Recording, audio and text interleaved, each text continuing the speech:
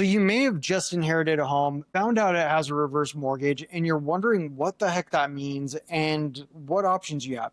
You may even be wondering, does that mean that I have to come out of pocket to pay this thing? What happens if the house is worth less than what's owed in the reverse mortgage? So I've got my friend Paul here from United American Mortgage, who's going to help us unpack some of this stuff.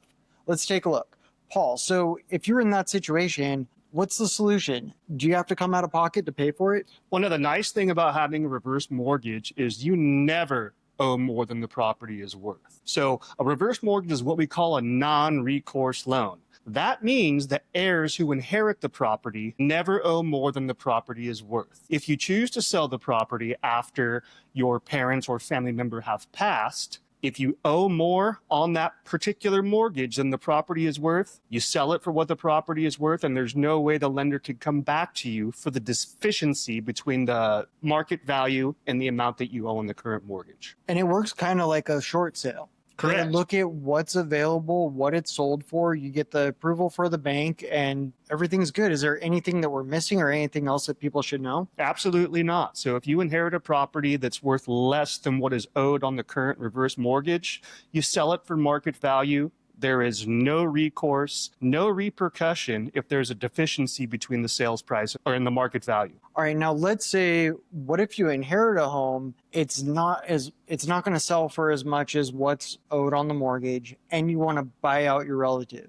Are you better just selling the house and buying a different one at that point, or what do you see your options being? Every situation's different, but I think you hit the nail on the head. I think that would be the right way to do it. So you get the property that's upside down, so to speak, off the books, and then you plan your next step from there. All right, awesome. And then if it's worth less, is there any chance that they could get any equity from that home when they do sell it? Well, no. Reason being is because there's negative equity in the property. So at that point, it's almost like you're cutting your losses, get the property off the books, take the absolute gift that it is that you're not responsible for the deficiency, and then move on with your next step. Now, there were some people that I met probably 3 years ago. They inherited a home. It had a reverse mortgage on it. The sister was living with the mom, and the mom had died coming up on just a year ago. Sure. Her sibling lived in another state and didn't want to help out at all. The home was in a trust. So all that they needed to do was the brother needed to sign a listing agreement. They could have sold it, maybe had some equity to share in it from the equity that was in the home. It wasn't upside down. And they decided to do nothing. So walk us through that. What's your experience if someone decides to wait till the last minute, doesn't do anything, versus what they should do? Well, this particular client did the opposite of what they should be doing. Okay, so communication is paramount after a homeowner passes that's holding a reverse mortgage. Okay, so typically the way that it works is you have 6 months to figure out what to do with this reverse mortgage. You can sell the property, you can refinance, do whatever you need to do to move forward with your lives.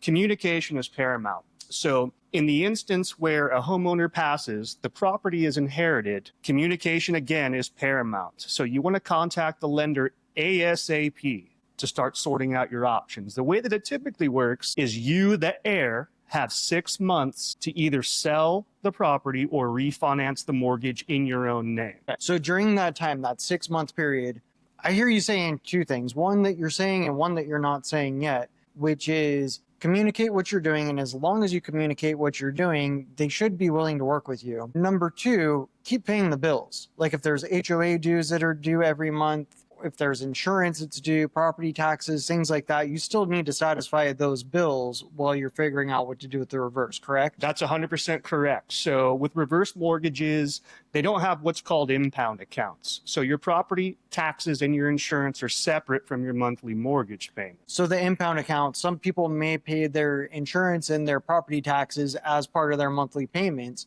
and that would be an example of an impound account. Correct. However, you're saying that the reverse mortgages don't have the impound account, so those are paid separately and still due. That's correct. So especially property taxes, you have to maintain those property taxes. If you default on your property taxes, then the lender has the right to start foreclosure proceedings. Is that even if it's before a year goes by or 6 months that you have to tell them? It's any time that the property taxes go delinquent, the lender does have the right to begin foreclosure proceedings on the home. So if you inherit a home, your loved one passes away in April, they forgot to pay the property taxes in February, you need to make sure that you're on it. You do that first, then you contact the lender to sort out what's next. All right, perfect. And what if you just found that out? Is there any benefit to reaching out to the lender? Hey, I just found this out. I'm on top of it. I'll give you a receipt of payment for the property taxes. 100%. So the lender will work with you, and that's why communication is paramount. So when it comes to these situations, of course, you have a loved one that just passed. We know all situations are far different from one another. As long as you maintain communication with the lender